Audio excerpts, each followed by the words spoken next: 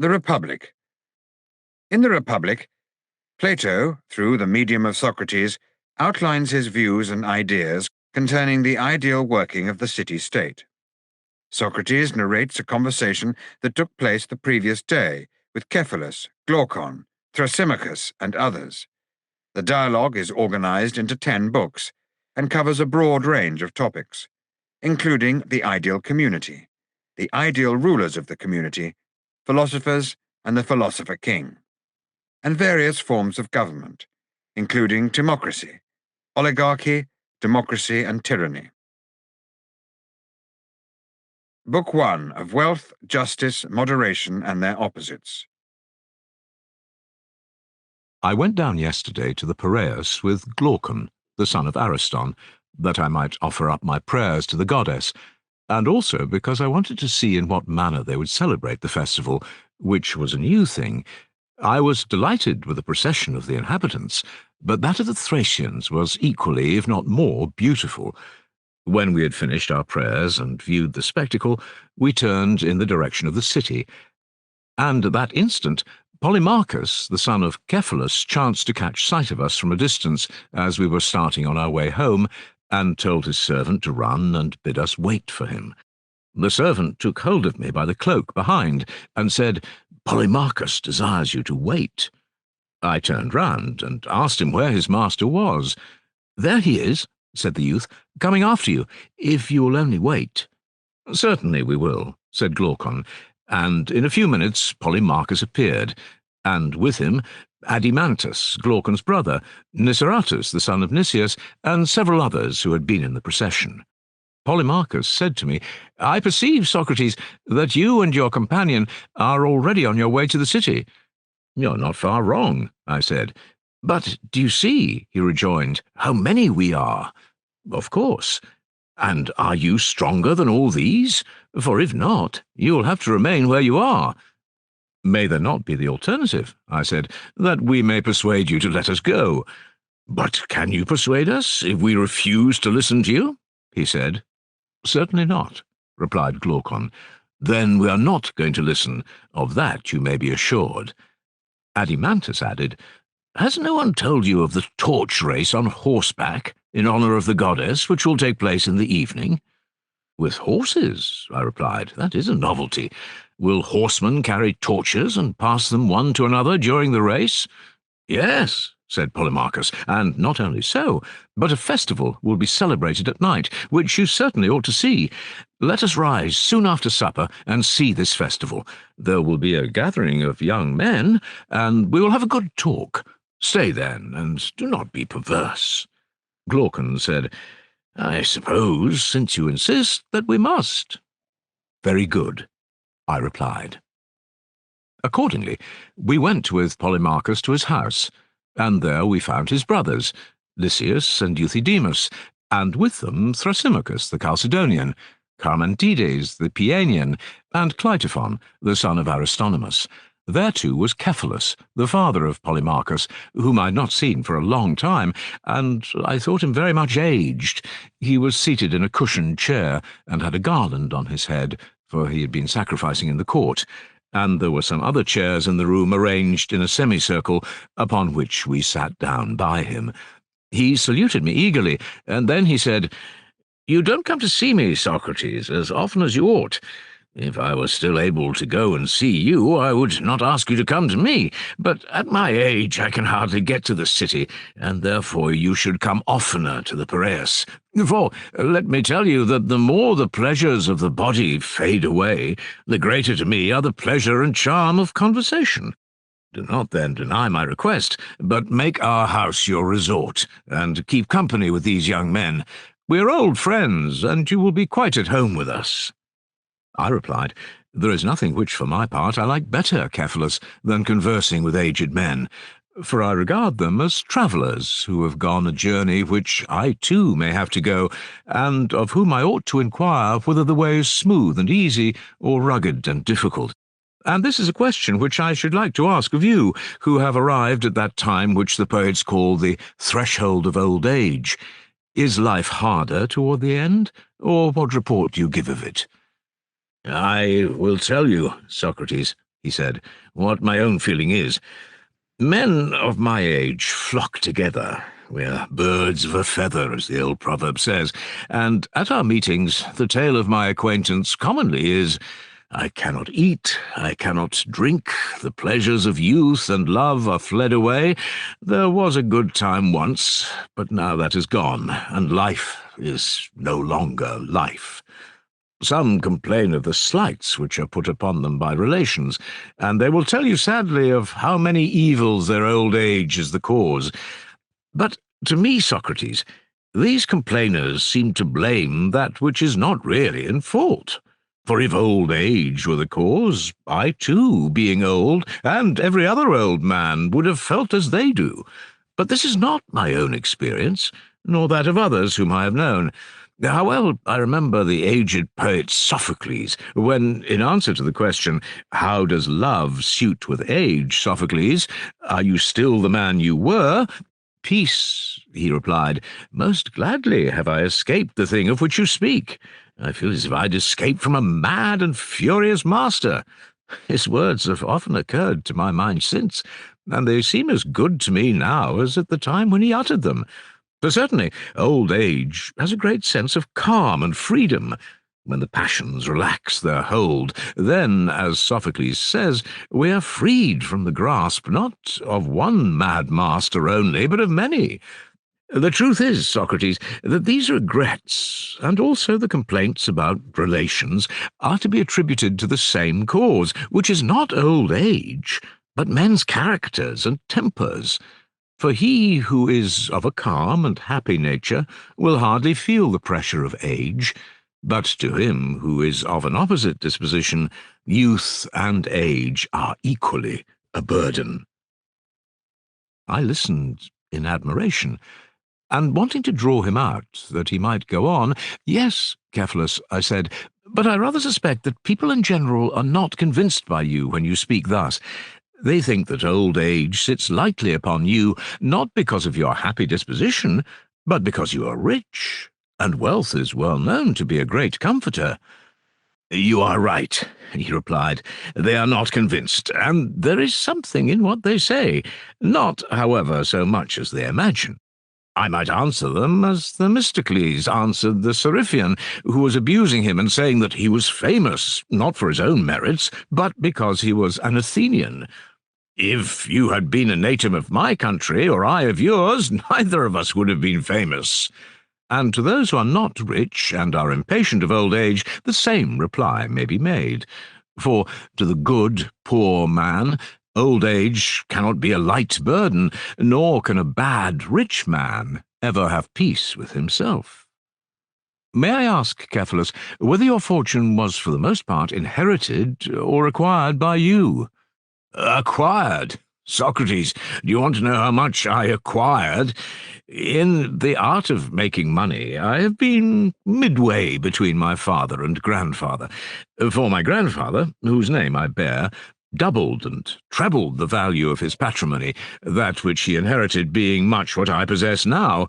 But my father, Lysanias, reduced the property below what it is at present, and I shall be satisfied if I leave to these my sons not less, but a little more than I received."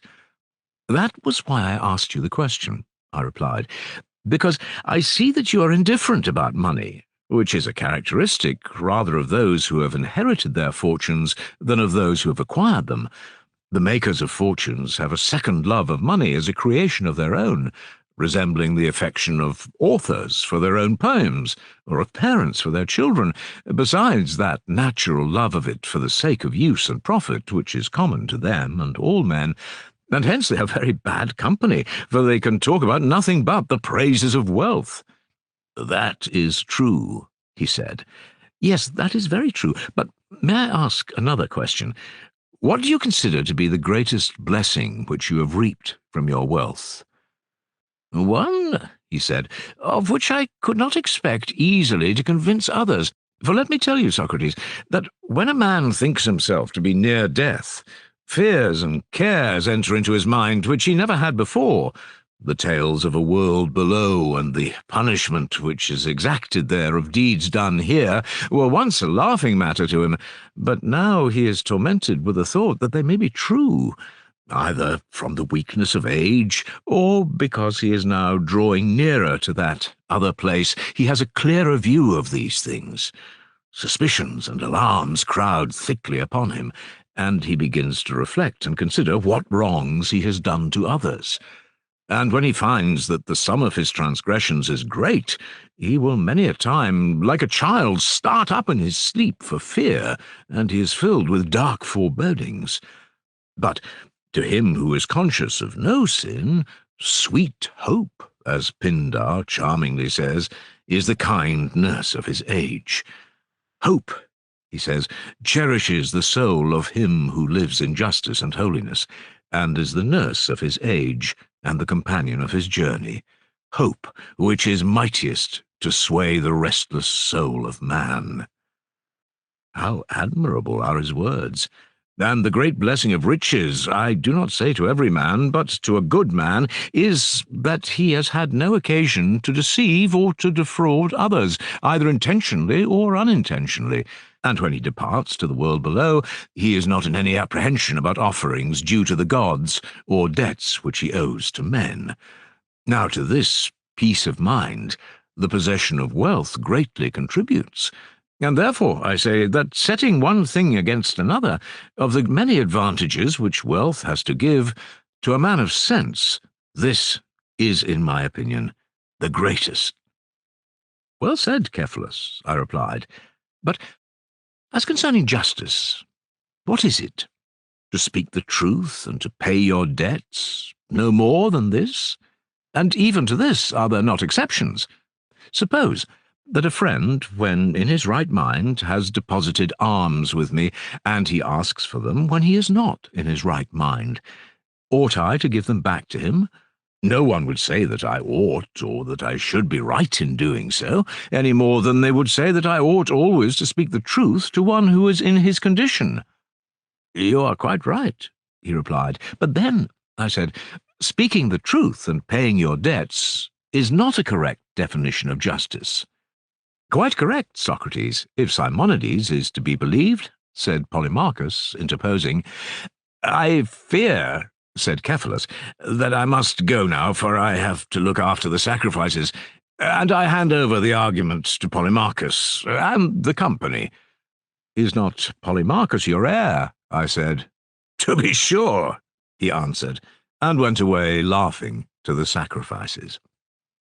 Tell me then, O thou heir of the argument, what did Simonides say, and according to you truly say, about justice?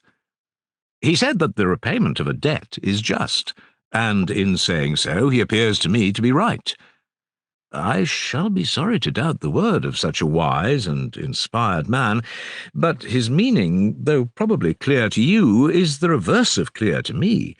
For he certainly does not mean, as we were just now saying, that I ought to return a deposit of alms or of anything else to one who asks for it when he is not in his right senses, and yet a deposit cannot be denied to a debt. True. Then, when the person who asks me is not in his right mind, I am by no means to make the return. Certainly not. When Simonides said that the repayment of a debt was justice, he did not mean to include that case? Certainly not, for he thinks that a friend ought always to do good to a friend, and never evil. You mean that the return of a deposit of gold, which is to the injury of the receiver, if the two parties are friends, is not the repayment of a debt. That is what you would imagine him to say. Yes. And are enemies also to receive what we owe to them? To be sure, he said, they are to receive what we owe them, and an enemy, as I take it, owes to an enemy that which is due or proper to him, that is to say, evil. Simonides then, after the manner of poets, would seem to have spoken darkly of the nature of justice, for he really meant to say that justice is the giving to each man what is proper to him, and this he termed a debt. That must have been his meaning, he said. By heaven, I replied, and if we asked him what due or proper thing is given by medicine, And to whom? What answer do you think that he would make to us? He would surely reply that medicine gives drugs and meat and drink to human bodies. And what due or proper thing is given by cookery, and to what? Seasoning to food. And what is that which justice gives, and to whom? If, Socrates, we are to be guided at all by the analogy of the preceding instances, then justice is the art which gives good to friends and evil to enemies. That is his meaning, then? I think so. And who is best able to do good to his friends and evil to his enemies in time of sickness? The physician. Or when they are on a voyage amid the perils of the sea? The pilot. And in what sort of actions, or with a view to what result, is the just man most able to do harm to his enemy and good to his friend? In going to war against the one, and in making alliances with the other. But when a man is well, my dear Polemarchus, there is no need of a physician. No. And he who is not on a voyage has no need of a pilot? No. Then in time of peace, justice will be of no use? I am very far from thinking so. You think that justice may be of use in peace as well as in war? Yes. Like husbandry for the acquisition of corn? Yes. Or like shoemaking for the acquisition of shoes? That is what you mean? Yes. And what similar use or power of acquisition has justice in time of peace? In contracts, Socrates, justice is of use. And by contracts you mean partnerships? Exactly. But is the just man or the skilful player a more useful and better partner at a game of draughts? The skilful player. And in the laying of bricks and stones, is the just man a more useful or better partner than the builder? Quite the reverse. Then, in what sort of partnership is the just man a better partner than the harp player? As in playing the harp player is certainly a better partner than the just man. In a money partnership? Yes, Polemarchus, but surely not in the use of money, for you do not want a just man to be your counsellor in the purchase or sale of a horse. A man who is knowing about horses would be better for that, would he not? Certainly. And when you want to buy a ship, the shipwright or the pilot would be better? True. Then what is that joint use of silver or gold in which the just man is to be preferred? When you want a deposit to be kept safely. You mean when money is not wanted but allowed to lie? Precisely. That is to say, justice is useful when money is useless? That is the inference. And when you want to keep a pruning hook safe, then justice is useful to the individual and to the state. But when you want to use it, then the art of the vine-dresser. Clearly. And when you want to keep a shield or a lyre and not to use them, you would say that justice is useful. But when you want to use them, then the art of the soldier or of the musician? Certainly. And so, of all other things, justice is useful when they are useless, and useless when they are useful. That is the inference. Then justice is not good for much. But let us consider this further point. Is not he who can best strike a blow in a boxing match, or in any kind of fighting, best able to ward off a blow? Certainly. And he who is most skilful in preventing or escaping from a disease is best able to create one. True. And he is the best guard of a camp who is best able to steal a march upon the enemy. Certainly. Then he who is a good keeper of anything is also a good thief. That, I suppose, is to be inferred. Then, if the just man is good at keeping money, he is good at stealing it.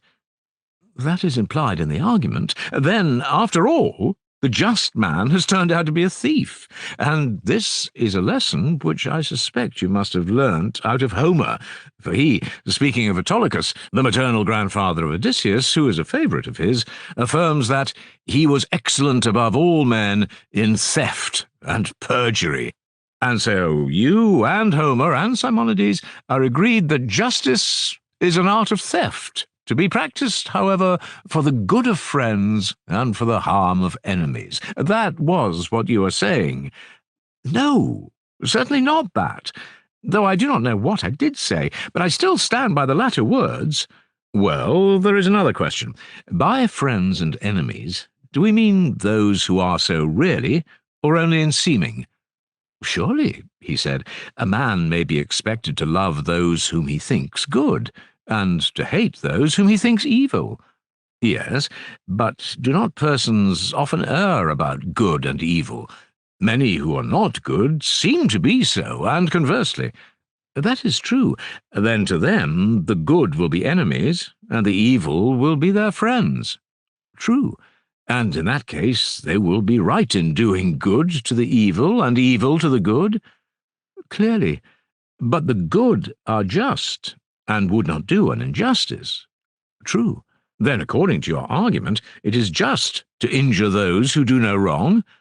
Nay, Socrates, the doctrine is immoral. Then I suppose that we ought to do good to the just and harm to the unjust. I like that better. But see the consequence.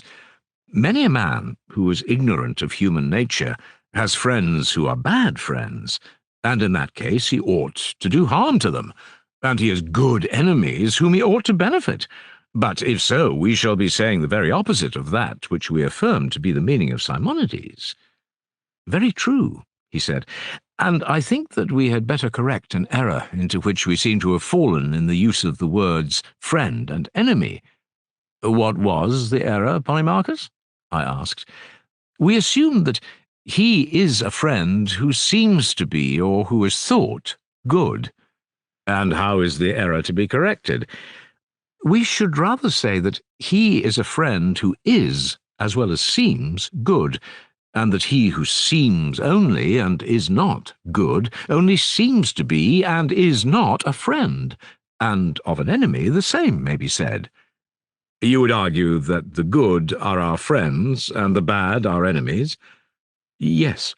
And instead of saying simply, as we did at first, that it is just to do good to our friends and harm to our enemies, we should further say it is just to do good to our friends when they are good, and harm to our enemies when they are evil. Yes, that appears to me to be the truth. But ought the just to injure anyone at all? Undoubtedly he ought to injure those who are both wicked and his enemies. When horses are injured, are they improved or deteriorated? The latter.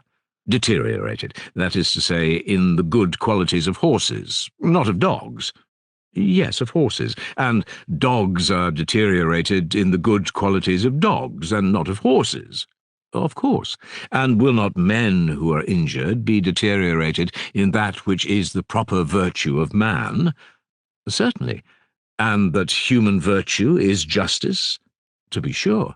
Then men who are injured are of necessity made unjust. That is the result. But can the musician, by his art, make men unmusical? Certainly not.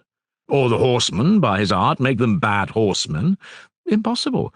And can the just, by justice, make men unjust? Or, speaking generally, can the good, by virtue, make them bad? Assuredly not. Any more than heat can produce cold. It cannot. Or drought moisture. Clearly not. Nor can the good harm anyone. Impossible. And the just is the good. Certainly. Then, to injure a friend, or anyone else, is not the act of a just man, but of the opposite, who is the unjust. I think that what you say is quite true, Socrates.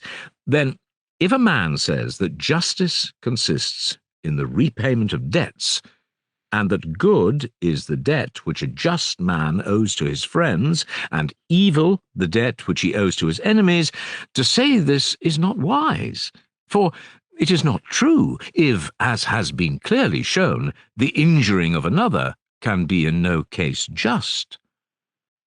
I agree with you, said Polemarchus. Then you and I are prepared to take up arms against anyone who attributes such a saying to Simonides, or Bias, or Pittacus, or any other wise man or seer. I am quite ready to do battle at your side. he said. "Shall I tell you whose I believe the saying to be?" "Whose?" "I believe that Periander, or Perdiccas, or Xerxes, or Ismenias the Theban, or some other rich and mighty man who has a great opinion of his own power, was the first to say that justice is doing good to your friends and harm to your enemies." "Most true," he said. "Yes," I said, "but if this definition of justice also breaks down, what other can be offered?" Several times in the course of the discussion, Thrasymachus had made an attempt to get the argument into his own hands, and had been put down by the rest of the company, who wanted to hear the end. But when Polemarchus and I had done speaking, and there was a pause, he could no longer hold his peace, and, gathering himself up, he came at us like a wild beast seeking to devour us. We were quite panic-stricken at the sight of him. He roared out to the whole company, "What folly, Socrates, has taken possession of you all? And why, silly billies, do you knock under to one another? I say that if you want really to know what justice is, you should not only ask, but answer. And you should not seek honour to yourself from the refutation of an opponent, but have your own answer. And there is many a one who can ask and cannot answer. And now I will not have you say that justice is duty or advantage or profit or gain or interest, for this sort of nonsense will not do for me. I must have clearness and accuracy." I was panic-stricken at his words, and could not look at him without trembling. Indeed, I believe that if I had not fixed my eye upon him, I should have been struck dumb. But when I saw his fury rising, I looked at him first, and was therefore able to reply to him. "Thrasymachus," I said with a quiver, "don't be hard upon us. Polemarchus and I may have been guilty of a little mistake in the argument, but I can assure you that the error was not intentional. If we were seeking for a piece of gold, you would not imagine that we were knocking under to one another, and so losing our chance of finding it.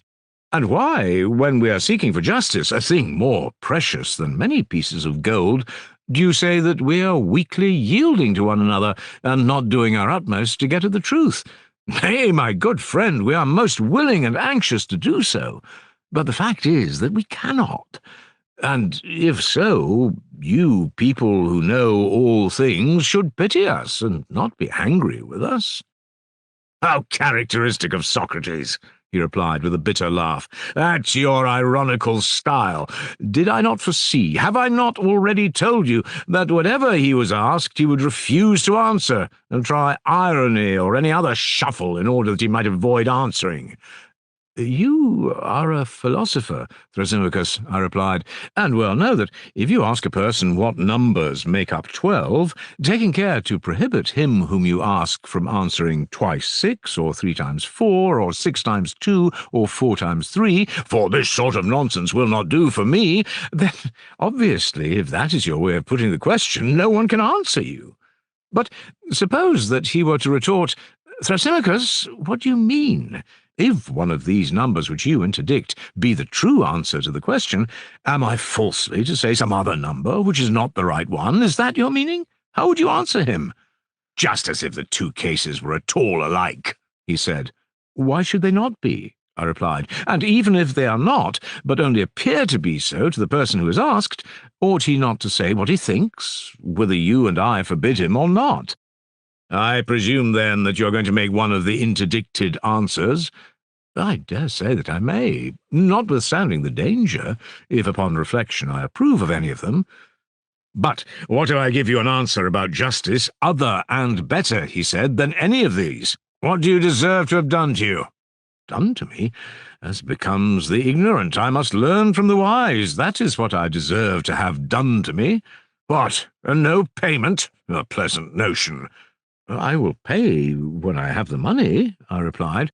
'But you have, Socrates,' said Glaucon, 'and you, Thrasymachus, need be under no anxiety about money, for we will all make a contribution for Socrates.' 'Yes,' he replied, 'and then Socrates will do as he always does, refuse to answer himself, but take and pull to pieces the answer of someone else.' 'Why, my good friend,' I said, 'how can anyone answer who knows, and says that he knows, just nothing, and who, even if he has some faint notions of his own, is told by a man of authority not to utter them? The natural thing is that the speaker should be someone like yourself, who professes to know and can tell what he knows. Will you then kindly answer for the edification of the company and of myself?" Glaucon and the rest of the company joined in my request, and Thrasymachus, as anyone might see, was in reality eager to speak, for he thought that he had an excellent answer and would distinguish himself. But at first he affected to insist on my answering. At length he consented to begin. "Behold," he said, "the wisdom of Socrates. He refuses to teach himself, and goes about learning of others, to whom he never even says thank you." "That I learn of others," I replied, "is quite true, but that I am ungrateful I wholly deny. Money I have none, and therefore I pay in praise, which is all I have.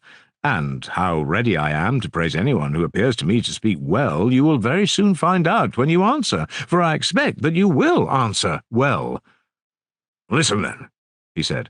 "I proclaim that justice is nothing else than the interest of the stronger. And now, why do you not praise me? But of course you won't." "Let me first understand you," I replied. "Justice, as you say, is the interest of the stronger. What, Thrasymachus, is the meaning of this? You cannot mean to say that because Polydamas, the Pancratiast, is stronger than we are, and finds the eating of beef conducive to his bodily strength, that to eat beef is therefore equally for our good, who are weaker than he is, and right and just for us? That's abominable of you, Socrates. You take the words in the sense which is most damaging to the argument." "Not at all, my good sir," I said. "I'm trying to understand them, and I wish that you would be a little clearer." "Well," he said, "have you never heard that forms of government differ? There are tyrannies, and there are democracies, and there are aristocracies." "Yes, I know." "And the government is the ruling power in each state?" "Certainly." "And the different forms of government make laws democratical, aristocratical, tyrannical, with a view to their several interests. And these laws, which are made by them for their own interests, are the justice which they deliver to their subjects, and him who transgresses them they punish as a breaker of the law and unjust. And that is what I mean when I say that in all states there is the same principle of justice, which is the interest of the government. And as the government must be supposed to have power, the only reasonable conclusion is that everywhere there is one principle of justice, which is the interest of the stronger." "Now I understand you," I said. "And whether you are right or not, I will try to discover. But let me remark that in defining justice, you have yourself used the word interest, which you forbade me to use. It is true, however, that in your definition the words of the stronger are added." "A small addition, you must allow," he said. "Great or small, never mind about that. We must first inquire whether what you are saying is the truth. Now, we are both agreed that justice is interest of some sort, but you go on to say of the stronger. About this addition I am not so sure, and must therefore consider further." "Proceed." "I will. And first tell me, do you admit that it is just for subjects to obey their rulers?" "I do." "But are the rulers of states absolutely infallible, or are they sometimes liable to err?" "To be sure," he replied, "they are liable to err." "Then, in making their laws, they may sometimes make them rightly, and sometimes not?" "True." "When they make them rightly, they make them agreeably to their interest. When they are mistaken, contrary to their interest. You admit that?" "Yes." "And the laws which they make must be obeyed by their subjects, and that is what you call justice?" "Doubtless." "Then justice, according to your argument, is not only obedience to the interests of the stronger, but the reverse." "What is that you're saying?" he asked. "I am only repeating what you are saying, I believe. But let us consider. Have we not admitted that the rulers may be mistaken about their own interests in what they command, and also that to obey them is justice? Has not that been admitted?" "Yes." "Then you must also have acknowledged justice not to be for the interest of the stronger when the rulers unintentionally command things to be done which are to their own injury. For if, as you say, justice is the obedience which the subject renders to their commands, in that case, O wisest of men, is there any escape from the conclusion that the weaker are commanded to do not what is for the interest, but what is for the injury of the stronger? Nothing can be clearer, Socrates, said Polemarchus. Yes, said Cleitophon, interposing, if you're allowed to be his witness. But there is no need of any witness, said Polemarchus, for Thrasymachus himself acknowledges that rulers may sometime command what is not for their own interest, and that for subjects to obey them is justice. Yes, Polemarchus, Thrasymachus said that for subjects to do what was commanded by their rulers is just. Yes, Cleitophon, but he also said that justice is the interest of the stronger, and while admitting both these propositions, he further acknowledged that the stronger may command the weaker, who are his subjects, to do what is not for his own interest, whence follows that justice is the injury quite as much as the interest of the stronger. But, said Cleitophon, he meant by the interest of the stronger what the stronger thought to be his interest. This was what the weaker had to do, and this was affirmed by him to be justice. Those were not his words, rejoined Polemarchus. Never mind, I replied. If he now says that they are, let us accept his statement. Tell me, Thrasymachus, I said, did you mean by justice what the stronger thought to be his interest, whether really so or not? Certainly not, he said. Do you suppose that I call him who is mistaken the stronger at the time when he is mistaken? Yes, I said. My impression was that you did so, when you admitted that the ruler was not infallible, but might be sometimes mistaken. You argue like an informer, Socrates. Do you mean, for example, that he who is mistaken about the sick is a physician in that he is mistaken, or that he who errs in arithmetic or grammar is an arithmetician or grammarian at the time when he is making the mistake in respect of the mistake?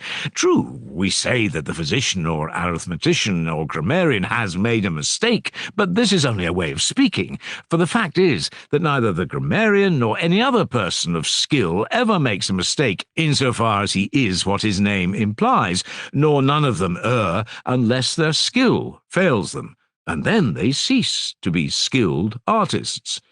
No artist or sage or ruler errs at the time when he is what his name implies, though he is commonly said to err, and I adopted the common mode of speaking.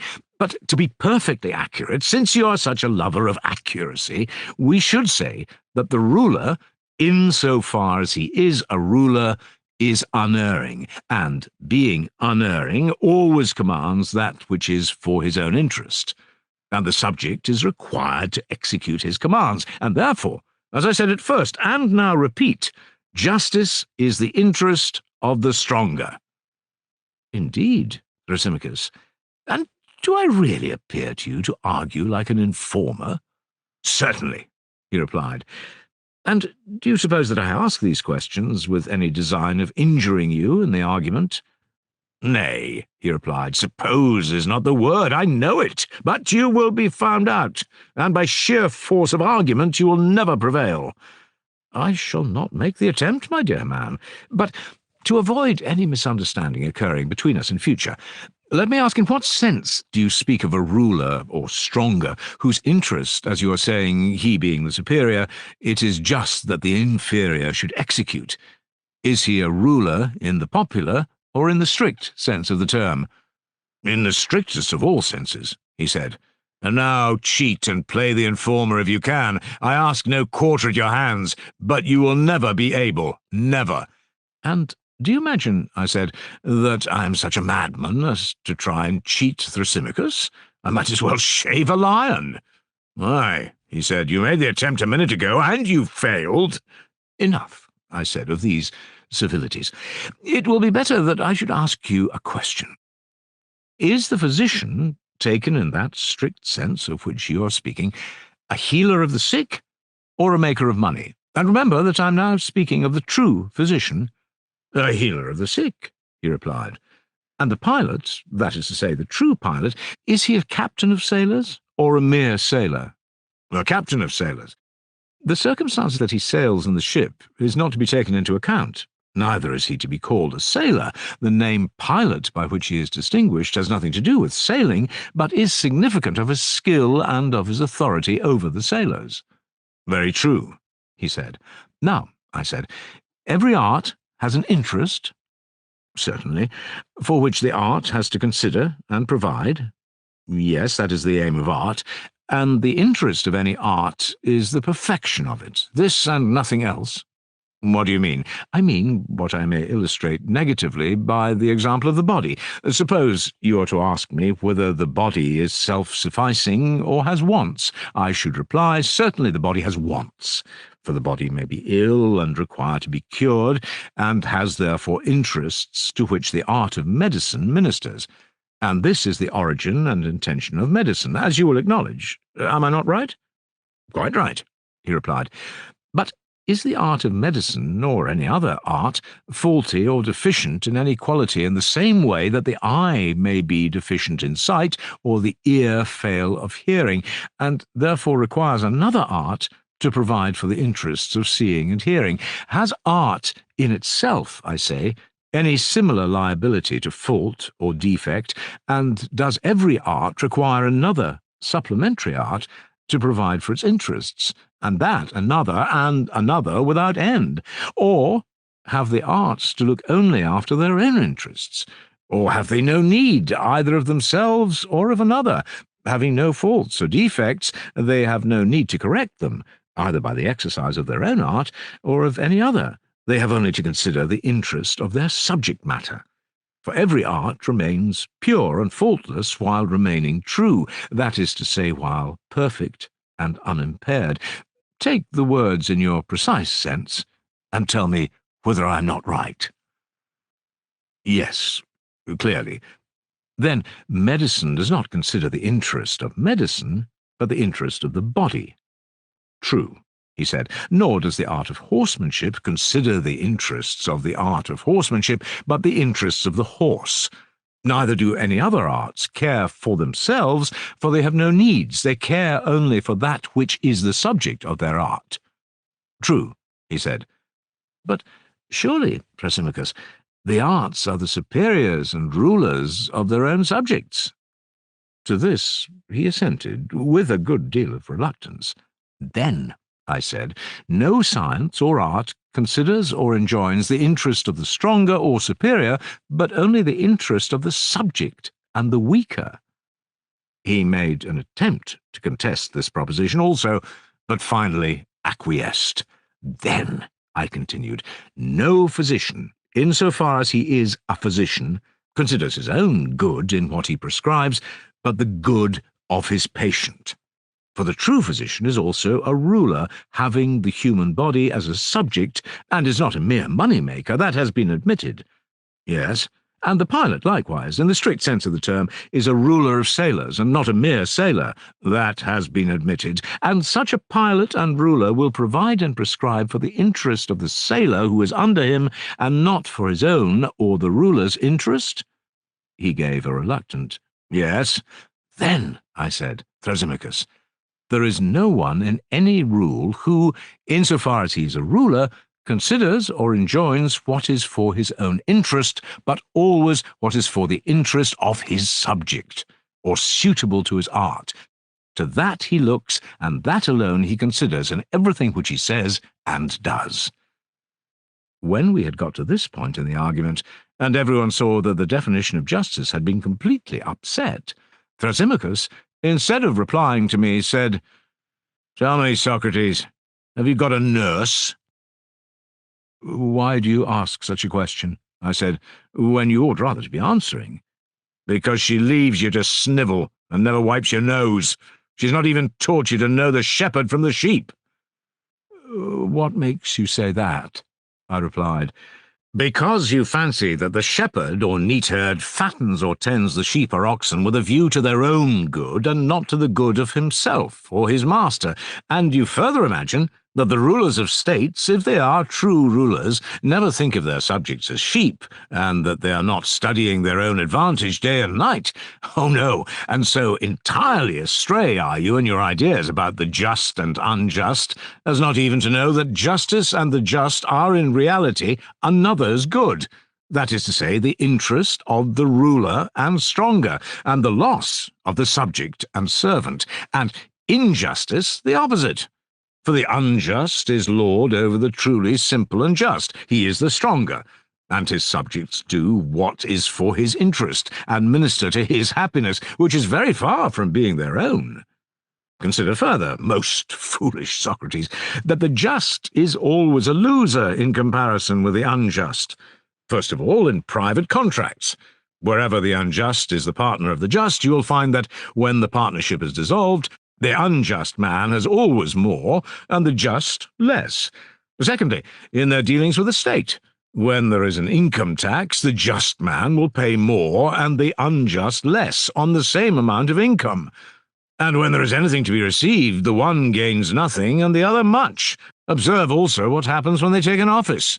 There is the just man neglecting his affairs, and perhaps suffering other losses, and getting nothing out of the public, because he is just. Moreover, he is hated by his friends and acquaintance for refusing to serve them in unlawful ways. But all this is reversed in the case of the unjust man. I am speaking, as before, of injustice on a large scale, in which the advantage of the unjust is most apparent, and my meaning will be most clearly seen if we turn to that highest form of injustice in which the criminal is the happiest of men, and the sufferers, or those who refuse to do injustice, are the most miserable, that is to say, tyranny, which by fraud and force takes away the property of others, not little by little, but wholesale, comprehending in one things sacred as well as profane, private and public, for which acts of wrong, if he were detected perpetrating any one of them singly, he would be punished and incur great disgrace. They who do such wrong in particular cases are called robbers of temples, and man-stealers, and burglars, and swindlers, and thieves. But when a man, besides taking away the money of the citizens, has made slaves of them, then, instead of these names of reproach, he is termed happy and blessed, not only by the citizens, but by all who hear of his having achieved the consummation of injustice. For mankind censure injustice, fearing that they may be the victims of it, and not because they shrink from committing it. And thus, as I have shown, Socrates, injustice, when on a sufficient scale, has more strength and freedom and mastery than justice. And, as I said at first, justice is the interest of the stronger, whereas injustice is a man's own profit and interest. Thrasymachus, when he had thus spoken, having, like a bathman, deluged our ears with his words, had a mind to go away, but the company would not let him. They insisted that he should remain and defend his position, and I myself added my own humble request that he would not leave us. "Thrasymachus," I said to him, "excellent man, how suggestive are your remarks, and are you going to run away before you have fairly taught or learned whether they are true or not? Is the attempt to determine the way of man's life so small a matter in your eyes, to determine how life may be passed by each one of us to the greatest advantage?" "And do I differ from you," he said, "as to the importance of the inquiry?" "You appear rather," I replied, "to have no care or thought about us, Thrasymachus. Whether we live better or worse from not knowing what you say you know is to you a matter of indifference. Prithee, friend, do not keep your knowledge to yourself. We are a large party, and any benefit which you confer upon us will be amply rewarded. For my own part, I openly declare that I am not convinced, and that I do not believe injustice to be more gainful than justice, even if uncontrolled and allowed to have free play. For, granting that there may be an unjust man who is able to commit injustice either by fraud or force, still this does not convince me of the superior advantage of injustice, and there may be others who are in the same predicament with myself. Perhaps we may be wrong. If so, you, in your wisdom, should convince us that we are mistaken in preferring justice to injustice." "And how am I to convince you?" he said. "If you're not already convinced by what I have just said, what more can I do for you? Would you have me put the proof bodily into your souls? Heaven forbid, I said. I would only ask you to be consistent. Or if you change openly, and let there be no deception. For I must remark, Thrasymachus, if you will recall what was previously said, that although you began by defining the true physician in an exact sense, you did not observe a like exactness when speaking of the shepherd. You thought that the shepherd, as a shepherd, tends the sheep not with a view to their own good, but like a mere diner or banqueter with a view to the pleasures of the table, or again, as a trader for sale in the market, and not as a shepherd. Yet surely the art of the shepherd is concerned only with the good of his subjects. He is only to provide the best for them, since the perfection of the art is already ensured whenever all the requirements of it are satisfied. And that was what I was saying just now about the ruler. I conceived that the art of the ruler, considered as a ruler, whether in a state or in private life, could only regard the good of his flock or subjects, whereas you seem to think that the rulers in states, that is to say the true rulers, like being in authority. Think? I am sure of it. Then why in the case of lesser offices do men never take them willingly without payment, unless under the idea that they govern for the advantage not of themselves, but of others? Let me ask you a question. Are not the several arts different by reason of their each having a separate function? And, my dear, illustrious friend, do say what you think, that we may make a little progress. Yes, that is the difference, he replied, and each art gives us a particular good, not merely a general one. Medicine, for example, gives us health, navigation, safety at sea, and so on. Yes, he said.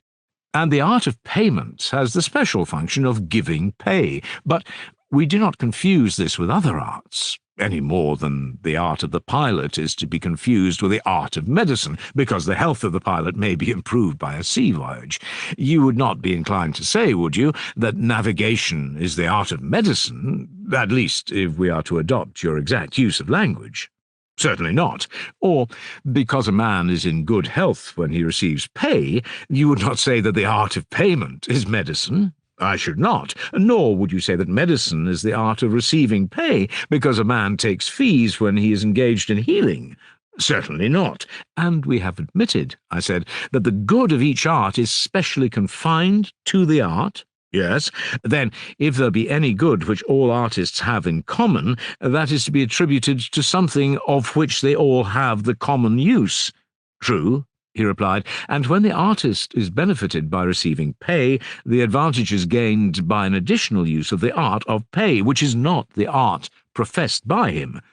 He gave a reluctant assent to this. Then the pay is not derived by the several artists from their respective arts, but the truth is that while the art of medicine gives health, and the art of the builder builds a house, another art attends them, which is the art of pay. The various arts may be doing their own business and benefiting that over which they preside, but would the artist receive any benefit from his art unless he were paid as well? I suppose not. But does he therefore confer no benefit when he works for nothing? Certainly he confers a benefit. Then now, Thrasymachus, there is no longer any doubt that neither arts nor governments provide for their own interests, but, as we were before saying, they rule and provide for the interests of their subjects, who are the weaker and not the stronger. To their good they attend, and not to the good of the superior. And this is the reason, my dear Thrasymachus, why, as I was just now saying, no one is willing to govern, because no one likes to take in hand the reformation of evils which are not his concern, without remuneration. For in the execution of his work, and in giving his orders to another, the true artist does not regard his own interest, but always that of his subjects, and therefore, in order that rulers may be willing to rule, they must be paid in one of three modes of payment: money, or honour, or a penalty for refusing. What do you mean, Socrates? Said Glaucon. The first two modes of payment are intelligible enough, but what penalty is I do not understand, or how a penalty can be a payment. You mean that you do not understand the nature of this payment, which to the best men is the great inducement to rule? Of course you know that ambition and avarice are held to be, as indeed they are, a disgrace. Very true. And for this reason, I said, money and honour have no attraction for them.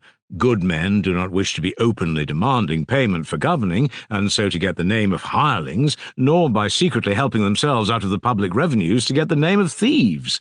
And, not being ambitious, they do not care about honour. Wherefore necessity must be laid upon them, and they must be induced to serve from the fear of punishment. And this, as I imagine, is the reason why the forwardness to take office, instead of waiting to be compelled, has been deemed dishonourable.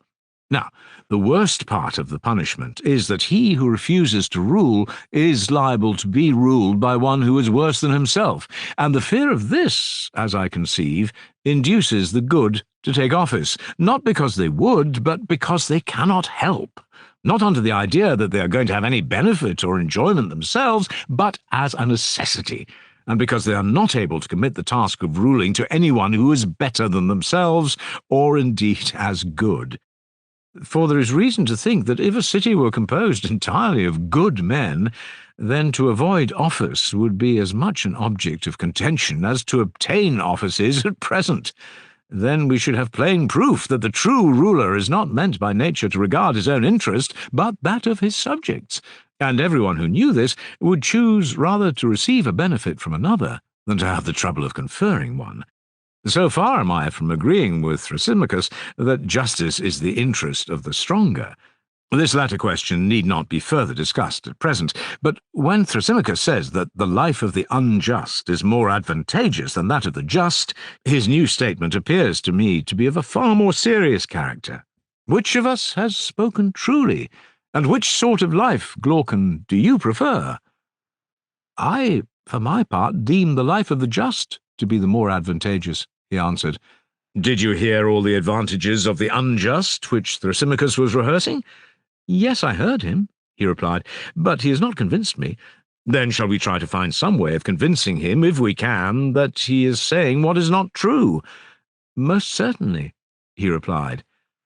If, I said, he makes a set speech, and we make another, recounting all the advantages of being just, and he answers, and we rejoin, there must be a numbering and measuring of the goods which are claimed on either side, and in the end we shall want judges to decide. But if we proceed in our inquiry as we lately did, by making admissions to one another, we shall unite the offices of judge and advocate in our own persons. Very good, he said. And which method do I understand you to prefer? I said. That which you propose. Well then, Thrasymachus, I said, suppose you begin at the beginning and answer me. You say that perfect injustice is more gainful than perfect justice? Yes, that is what I say, and I've given you my reasons. And what is your view about them? Would you call one of them virtue and the other vice? Certainly. I suppose that you would call justice virtue and injustice vice? What a charming notion, so likely, too, seeing that I affirm injustice to be profitable and justice not. What else, then, would you say? The opposite, he replied. And would you call justice vice? No, I would rather say sublime simplicity. Then would you call injustice malignity? No, I would rather say discretion. And do the unjust appear to you to be wise and good?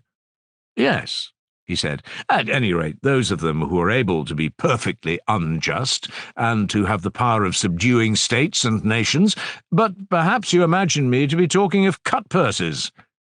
Even this profession, if undetected, has advantages, though they are not to be compared with those of which I was just now speaking.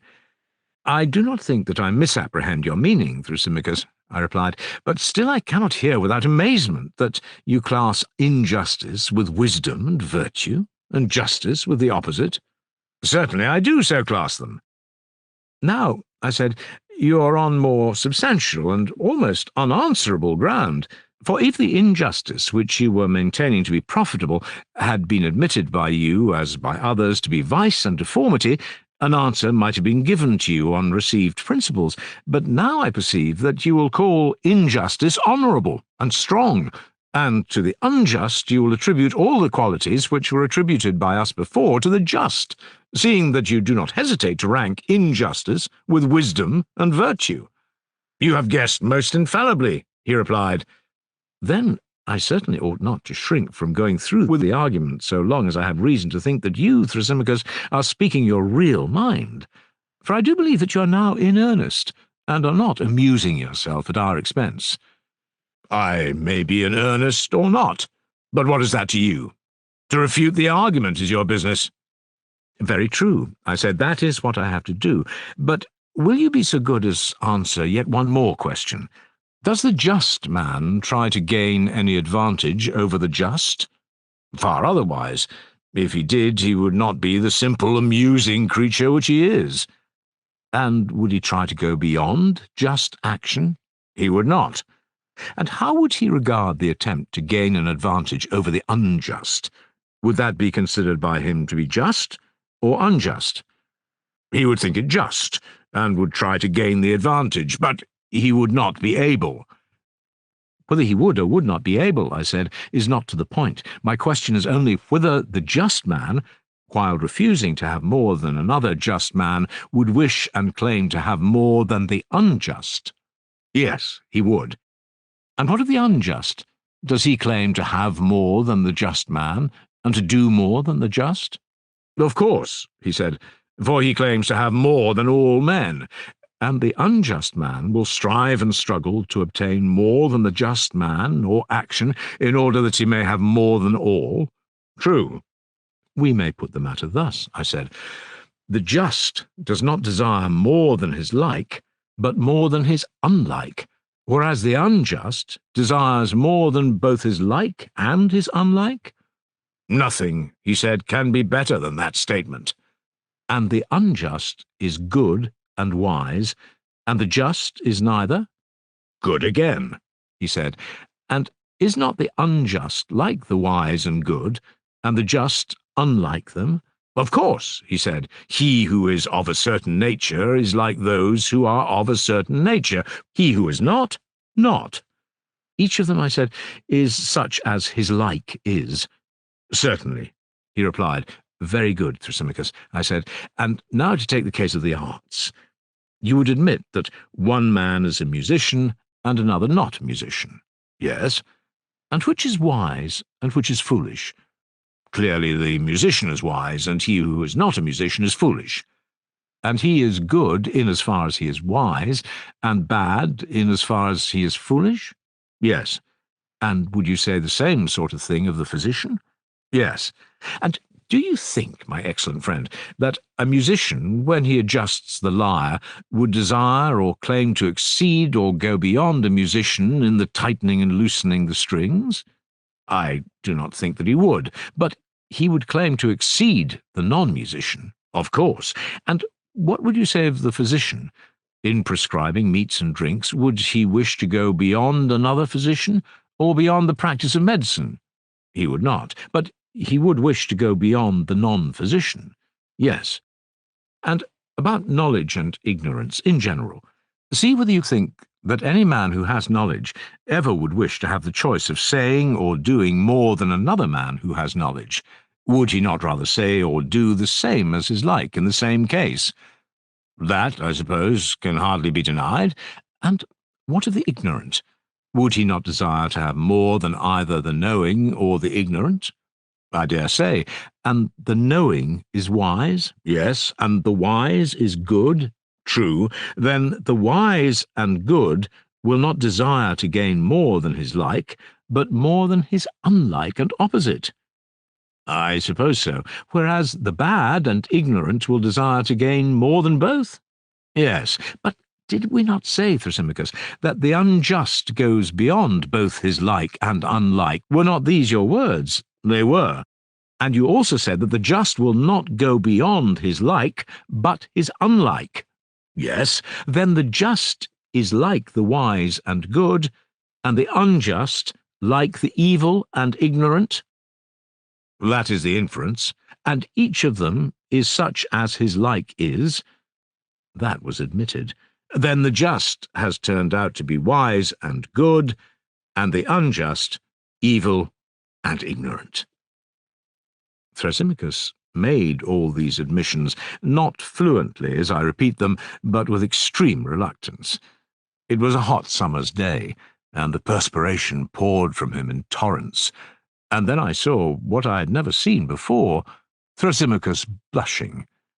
As we were now agreed that justice was virtue and wisdom, and injustice vice and ignorance, I proceeded to another point.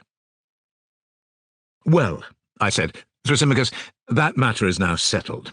But were you not also saying that injustice had strength? Do you remember?" "Yes, I remember," he said, "but do not suppose that I approve of what you are saying or have no answer. If, however, I were to answer, you would be quite certain to accuse me of haranguing, and therefore either permit me to have my say out, or if you would rather ask, do so, and I will answer very good, as they say to story-telling old women, and will nod yes and no." "Certainly not," I said, "if contrary to your real opinion." "Yes," he said, "I will, to please you, since you will not let me speak. What else would you have?" "Nothing in the world," I said, "and if you are so disposed, I will ask, and you shall answer." "Proceed." "Then I will repeat the question which I asked before, in order that our examination of the relative nature of justice and injustice may be carried on regularly. A statement was made that injustice is stronger and more powerful than justice. But now, justice, having been identified with wisdom and virtue, is easily shown to be stronger than injustice. If injustice is ignorance, this can no longer be questioned by anyone. But I want to view the matter, Thrasymachus, in a different way. You would not deny that a state may be unjust, and may be unjustly attempting to enslave other states, or may have already enslaved them, and may be holding many of them in subjection. "True," he replied, "and I will add that the best and most perfectly unjust state will be most likely to do so." "I know," I said, "that such was your position. But what I would further consider is, whether this power which is possessed by the superior state can exist or be exercised without justice, or only with justice. If you are right in your view, and justice is wisdom, then only with justice. But if I am right, then without justice." "I am delighted, Thrasymachus, to see you not only nodding assent and dissent, but making answers which are quite excellent." "That is out of civility to you," he replied. "You are very kind," I said. "And would you have the goodness also to inform me whether you think that a state, or an army, or a band of robbers and thieves, or any other gang of evil-doers, could act at all if they injured one another?" "No, indeed," he said, "they could not. But if they abstained from injuring one another, then might they act together better? Yes, and this is because injustice creates divisions and hatreds and fighting, and justice imparts harmony and friendship. Is not that true, Thrasymachus?" "I agree," he said, "because I do not wish to quarrel with you." "How good of you," I said, "but I should like to know also whether injustice, having this tendency to arouse hatred, wherever existing, among slaves or among freemen, will not make them hate one another and set them at variance and render them incapable of common action." "Certainly.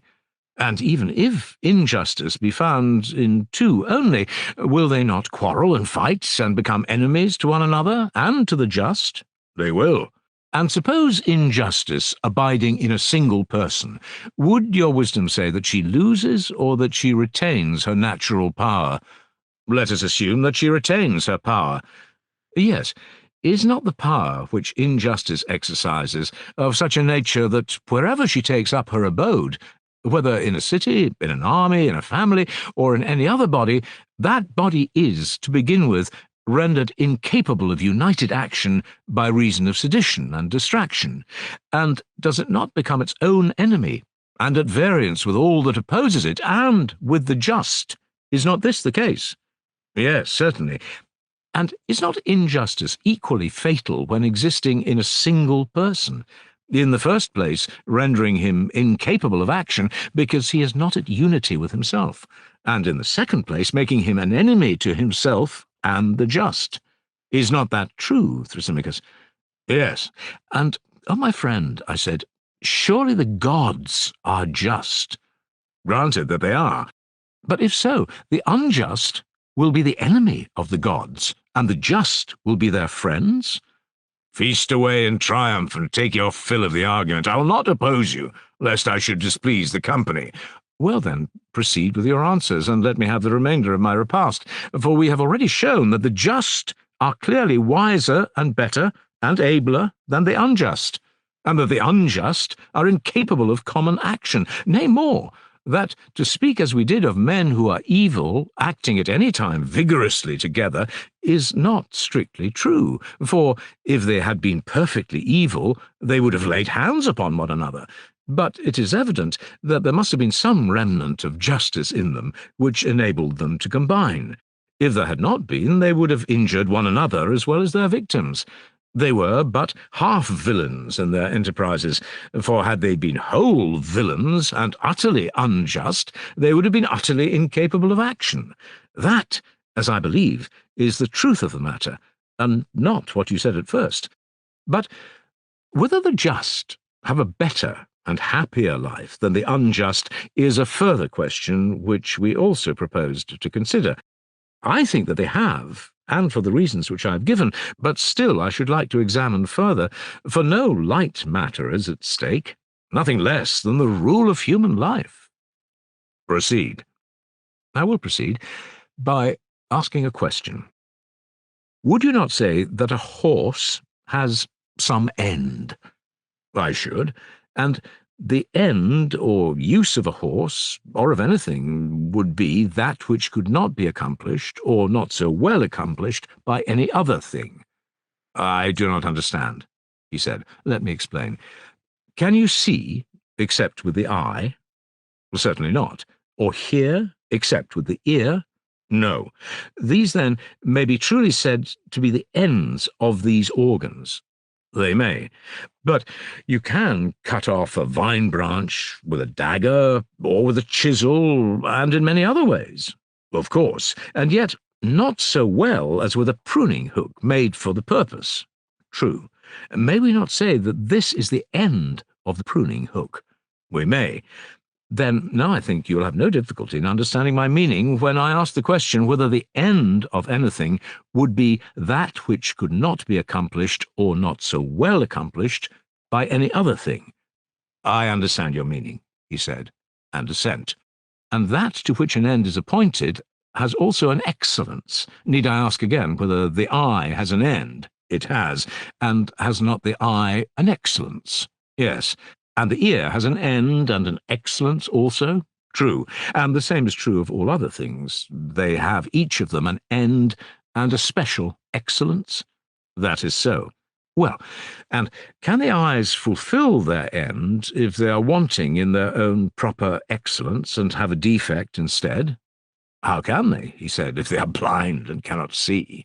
You mean to say, if they have lost their proper excellence, which is sight, but I have not arrived at that point yet. I would rather ask the question more generally, and only inquire whether the things which fulfill their ends fulfill them by their own proper excellence, and fail of fulfilling them by their own defect. Certainly, he replied. I might say the same of the ears. When deprived of their own proper excellence, they cannot fulfill their end. True. And the same observation will apply to all other things? I agree. Well, and has not the soul an end, which nothing else can fulfill? For example, to superintend and command and to deliberate and the like. Are not these functions proper to the soul, and can they rightly be assigned to any other? To no other. And is not life to be reckoned among the ends of the soul? Assuredly, he said. And has not the soul an excellence also? Yes. And can she, or can she not, fulfill her own ends when deprived of that excellence? She cannot. Then an evil soul must necessarily be an evil ruler and superintendent, and the good soul a good ruler?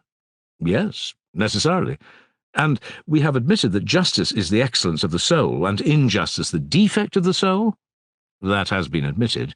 Then the just soul and the just man will live well, and the unjust man will live ill? That is what your argument proves. And he who lives well is blessed and happy, and he who lives ill the reverse of happy? Certainly. Then the just is happy, and the unjust miserable? So be it. But happiness, and not misery, is profitable? Of course. Then, my blessed Thrasymachus, injustice can never be more profitable than justice. Let this, Socrates, he said, be your entertainment at the Bendidia.